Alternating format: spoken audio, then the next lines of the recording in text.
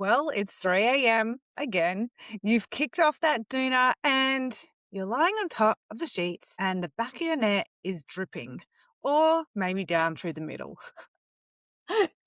20 minutes ago, you were literally freezing, and now you could heat up literally the entire room.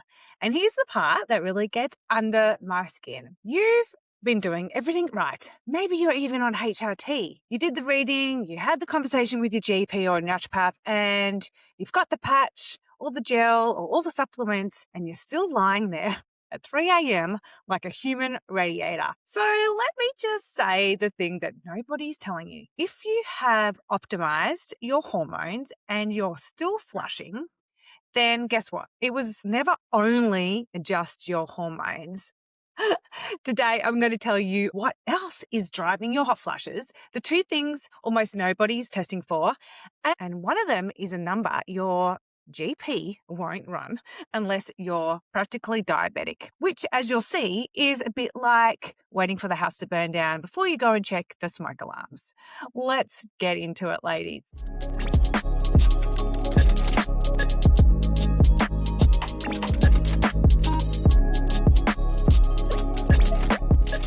Welcome back to the Metabolic Alchemist. I'm Gallagher, and if you're new here, this is the show where we stop treating your symptoms like a mystery and start treating them like a message. Today's message is hot flushes. Ugh, I hate them, especially when it's like dripping down the middle of your chest in the middle of the night. And it reminds me of sitting on a beach in Thailand, except I'm not in Thailand. I'm trying to sleep. And those hot flushes, or as a textbook likes to call them, the vasomotor symptoms, like hot flushes, night sweats, cold sweats, well, they affect around 3 to 4 women through perimenopause and menopause transition. So if that's you, you are in very, very good company. But common was never meant to just put up with it, ladies. And on this show, I am going to help you figure that out. Here's the version you already know. Estrogen falls. Ta-da! And we know estrogen helps your body's internal thermometer, a little control center in your brain called the hypothalamus. Well, when estrogen drops, that thermostat gets a bit twitchy, bit trigger happy, and it accidentally misreads your body's temperature and throws you into a full heat dump. Flushing, sweating, you know the lot. Basically designed to cool you down. And that's all great, except you don't really want to be cooled down. You're cool enough, thanks. And that is very, very real. That's true. And it's just not the entire truth, because if it were just only estrogen helping fix that whole hot flush scenario, then topping up with estrogen using something like HRT should probably fix the hot flush, right? And, women, maybe you're one of them for whom it simply has not been true. So why is it not working? Let's talk about the other two things that actually control your thermostat. The first one won't surprise long-time listeners here because on this show, most roads, in fact, let's say all roads, always lead back to cortisol. Picture your thermostat not as a single temperature, but a comfortable zone, a bit like the airport lounge if you're flying business. It's comfy. You're not down with the plebs in the main airport terminal. You're in a nice, comfortable airport lounge where you can get to the bar and get some food and find a seat and not be full on stressed. And so this comfortable range, you can move through without your body panicking. Warm up a little bit, cool down a little bit, no drama. Scientists call this the thermal neutral zone. Now here's what chronic stress does. High cortisol narrows that zone. It shrinks your comfortable range down to just a little sliver. And so just a tiny rise in temperature, a warm room, a glass of red wine, a stressful email, well, that calm nervous system would normally shrug that off and you wouldn't even notice it. Instead, now, that tips you into full-blown hot flush zone. Same trigger, much more smaller margin. This is why most stressed, most wired, most I'll rest when it's done women, so often have the worst flushes. It's not complicated. And guess what? It's not a coincidence.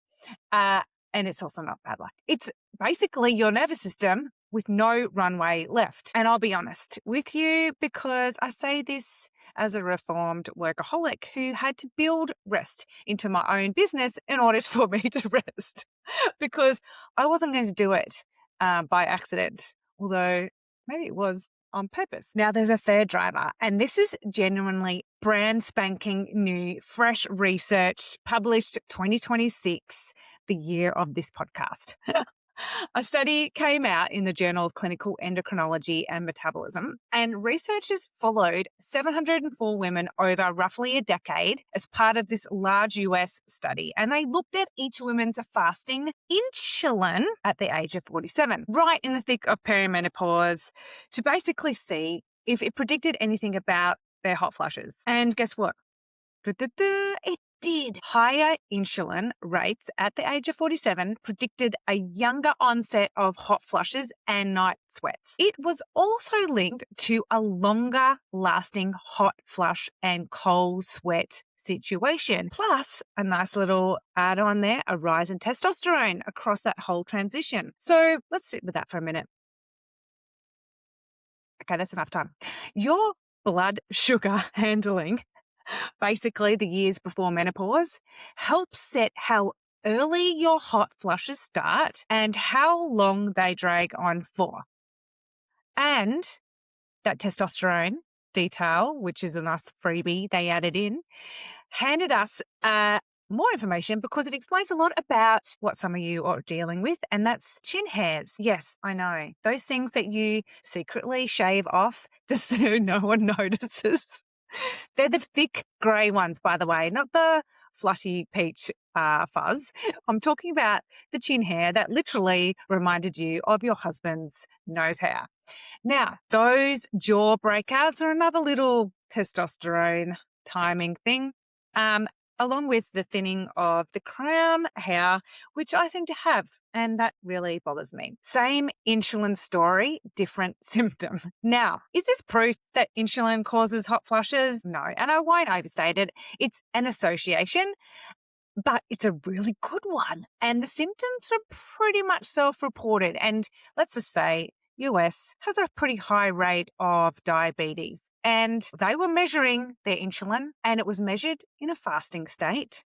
And it was a pretty well-built study pointing exactly where everything else on this show already points to, and that is our whole metabolic system. What came out of this? And here is the question that I really think that we should be focusing on.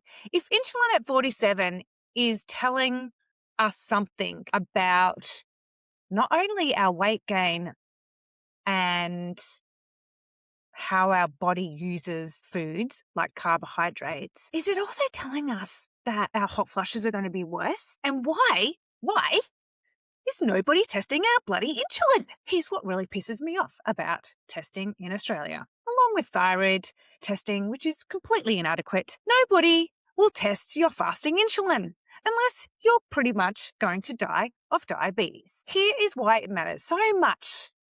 Insulin is an early warning marker. It's one of the first markers to move. It can be elevated in early stages of metabolic dysfunction long before your glucose or your HbA1c ever looks abnormal. And guess what? They're always testing your glucose and your HbA1c, but nobody is testing your fasting insulin. Your body is cranking out more and more insulin to hold your blood sugar in a normal range than ever before in your 40s, 50s, and 60s. So your glucose reads fine on paper while your insulin is working overtime behind the scenes and nobody is testing it. We just don't test fasting insulin as part of a standard blood test here. And I don't understand why. We test glucose, we test HbA1c, we test your bloody cholesterol. Why are we not testing fasting insulin? Those tests are both looking downstream at the point where compensation is already failing. By the time you tip into those pre-diabetic phases, the horse is pretty much well and truly bolt. You know, you have to have an early warning sign.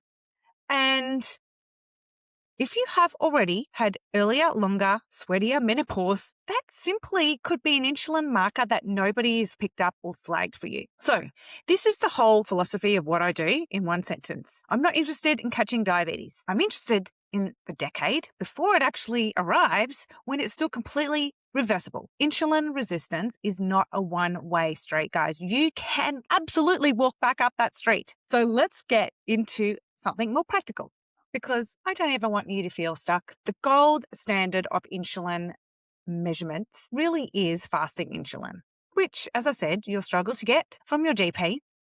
But there is a nice little nifty workaround, which I use, to actually calculate what we call your surrogate insulin marker. Now, I love a little good workaround because you know me. I hate it when you don't get the numbers that you pay for in your Medicare bills. Basically, this surrogate insulin marker you can find on your blood test today with a calculator. And all you need is your triglyceride marker and your high-density lipid HDL marker. And they're all part of a standard lipid profile. So if your doctor has tested your cholesterol, you'll have triglycerides and you'll have HDLs there. Now, both of those are what we're going to use to calculate your surrogate insulin marker. So grab those results, come back, and let's get that calculator dividing it. So what we're going to do is we're going to basically find your triglyceride, find your HDL, and then I want you to divide the triglyceride by the HDL. Many of you know that I'm really shit at maths, so you will need a calculator. Now, in Australia, our bloods come back in something called mmol. So here's what you want to read. If you are under 1.0, that's where you want to be. If you're above 1.0, climbing towards a 1.5 and beyond in that new calculation that you've just made, that's flagging that you're insulin resistance. And we want to reverse that. We want to walk back the other way. And maybe this is worth acting on now. One warning, because this trips people up constantly. If you go and you Google surrogate insulin markers, what is a good ratio, you'll probably see that under 2.0 is fine. And I just want you to check that the calculations and the units of measure are correct, because the American units of measure use milligrams per deciliter and it does not translate to our numbers. So make sure both your figures are in mmol and you're comparing apples with apples. There is a second marker called your TYG index, and that one your practitioner can run. It's a good one too, but it just needs a bit more of a conversion. So it's a little bit less kitchen table calculation friendly. So this one is a really handy one that you can do from home. Now, this is not a diagnosis. This is not me telling you that you're dying of diabetes. This is just a handy little marker that you can use to go, I wonder what is driving that number and can I do something about it? And is it impacting other things downstream? My weight, especially around the middle, my sleep, and also whether it's driving my hot flushes, because it's just a signal and you can read this off the paper and make a decision about what you're going to do with it today. Right. So you've got the three hands of the thermostat, and I've left out thyroid here for other reasons, but we're talking about hot flushes: estrogen, cortisol, and insulin. Now, here's the order I've worked them in and the order that matters, because there is a hierarchy. First, cortisol, always first. You know me, I'm always talking about cortisol. And here's the beautiful part, because cortisol drives insulin resistance. Calming your nervous system is metabolic work. And when you start here, you're treating the insulin too, just upstream. This is where the unsexy, non-negotiable things live. Genuine nervous system rest as an actual intervention, not a reward you earn. Yes, that's right, ladies. Breathwork, yoga. I'll drop in the Nadi Shodhana practice, which is on my YouTube channel here. But think about what else I've talked about for cortisol. Adaptogenic herbs. Yay, we've talked about that before, and they have a real role here supporting your frazzled system. And a word on your exercise, because this is where many of you are unknowingly, even when you're my client, adding to the problem. I'm talking to you who is adding on extra workouts in your day, which is a no-no in my books. If your workout leaves you smashed, debilitated, you may be pouring more petrol on the cortisol fire. On this show, you've heard me say it: short, intense, and done. We are not going for the long duration workouts here. The duration is the protective factor. You're not lazy for training for 15 minutes. You're smart, right? Now let's move on to the second wobbly leg here: progesterone. Here's a nuance that most people miss, actually. In perimenopause, progesterone is usually the first hormone to drop. Not your estrogen, it's your progesterone. That calm hormone that is meant to hold you all together. It drops first, often before estrogen does anything at all. And that changing ratio is the thing that drives all of the PMS chaos, by the way. Why does progesterone fall first, Carly? I know, you know what I'm going to say. Largely because of what we just discussed: cortisol. When you're chronically stressed, your brain downregulates ovulation. No ovulation that month means no corpus luteum, and the corpus luteum is your main progesterone factory. So stress quite literally switches off your progesterone supply. Cortisol first. See how it keeps coming back? I know. To support progesterone, the herb that works best for this is my favorite, called Vitis agnus cactus. No, it's not a cactus plant. It's called Vitex, or we can call it chase tree. It doesn't matter. Chase tree. One important thing about chase tree, though, or Vitex, it's not a casual add-on if you're on HRT or any hormonal contraception, which some people are still on. Like, you're still ovulating, and you're 50, you can still fall pregnant, and that would be a disaster. Imagine the stress on your body then. Anyway, you probably don't want to add Vitex in there because it'll just muck things up. Anyway, best to leave that up to your naturopath or practitioner, not to solo experiment with Vitex. Third is your estrogen pathways. And this is where the soy debate comes in. Now, I hate soy, tofu, blah, but there is a catch. And this explains why soy is like a miracle for some women and absolutely useless for everybody else. The active compound your body from soy is called S-equol. And anyway, S-equol, here's the kicker: only about 20 to 30% of Western women can actually produce it. In Asian populations, however, it's more like 50 to 60. The difference isn't our genes. It's actually a bacteria in our gut. Can you believe it? If you don't have that bacteria, you can't convert soy into S-equol, and eating tofu, basically, you're punishing yourself for very, very little benefit. It's not going to do anything for your hot flushes. This is bio-individuality, and it's a perfect example, and it comes back to our gut.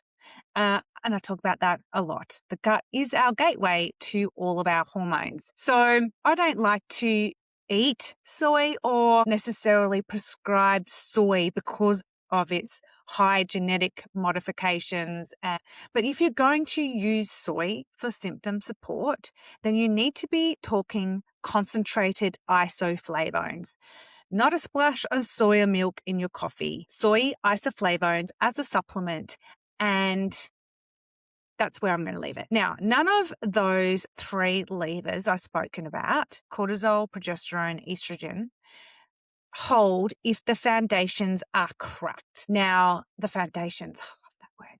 Foundation is what's on your plate, because that's what is driving your insulin in the first place, right? It's what you put in your face.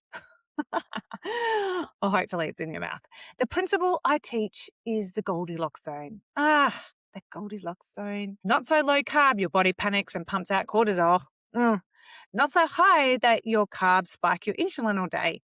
It's in the just right middle zone, built on quality carbohydrates, plenty of healthy fats, and enough protein to actually hold you steady state.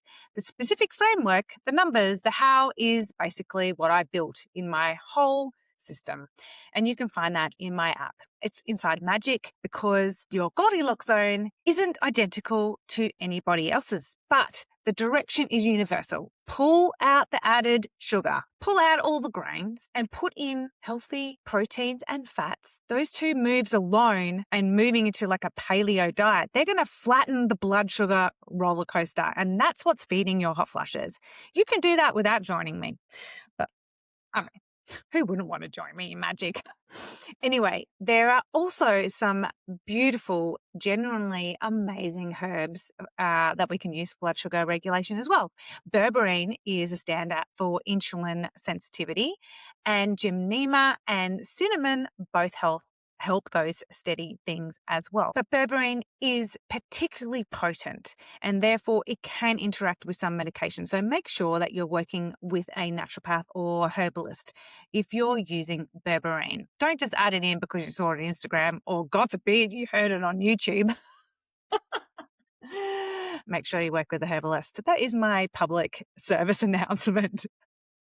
Okay, so let's be bring you home because you know me, I like to waffle on. If you take one thing out of today, take this. Menopause is not only an estrogen story and it's not automatically fixed by HRT.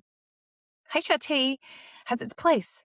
I'm not anti-HRT, you've heard me say that. But I'm not really jumping into a HRT bandwagon if I haven't ruled out all the other levers either. So if you've optimized your HRT and you're still burning up at 3 a.m., please stop assuming the answer is more HRT. Look at your cortisol, look at your insulin, do the work, calculate it yourself. You've got it in black and white. Make sure you always get your labs, by the way. Don't just leave it up to the doctor to tell you what's right.